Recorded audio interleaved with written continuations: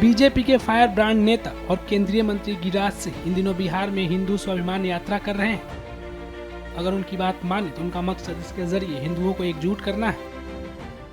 यहाँ दो तरह के मुसलमान हैं, देशी और बाहरी। देशी मुसलमानों का समर्थन मुझे मिल रहा है। वो भी कह रहे हैं मेरा रोजगार छिन गया, मेरी जमीन कट गई।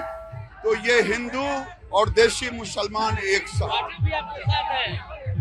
ये हिंदू हैं। बाकी लोगों को क्या मैसेज देंगे गिरिराज सिंह जी?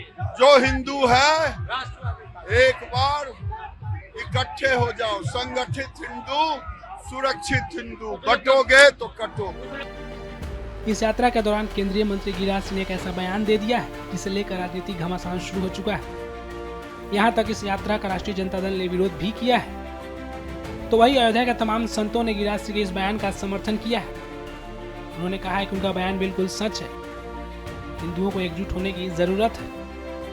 बिल्कुल सत्य कह रहे हैं गिरिराज सिंह जी, मैं उनका समर्थन करता हूं, पक्षधर भी हूं मैं। बावजूद इसके कि अब हिंदू समाज को संवरना और सुधरना पड़ेगा। किस प्रकार से आज हिंदू आस्था पर निरंतर चोट किए जा रहे हैं। लगातार कभी दुर्गा उत्सव पर, कभी रामोत्सव पर, कभी कृष्ण जन्मोत्सव पर, दीपोत्सव में, होली में, रक्षाबंधन में, गरबा में अनेक प्रकार के जिहाद के माध्यम से, भाथूक जिहाद हो, मूत्र जिहाद हो, शौचालय जिहाद हो, जिस प्रकार से कभी धार्मिक भावनाओं को आहत किया जाता है, कभी राष्ट्रीय भावनाओं को आहत किया जाता है, कभी राष्ट्रीय संपत्ति को नुकसान पहुंचाया जाता है। पूरी तरीके से भारत में आतंकवादी आगोश में ले लेना चाहते हैं। भारत में कुछ मजहबी सोच के व्यक्ति, मजहबी कट्टरपंथी। आज हिंदू समाज को यह विवेचना करने की आवश्यकता है कि क्या बहराइच में सिर्फ गोपाल मिश्रा महाराज गया?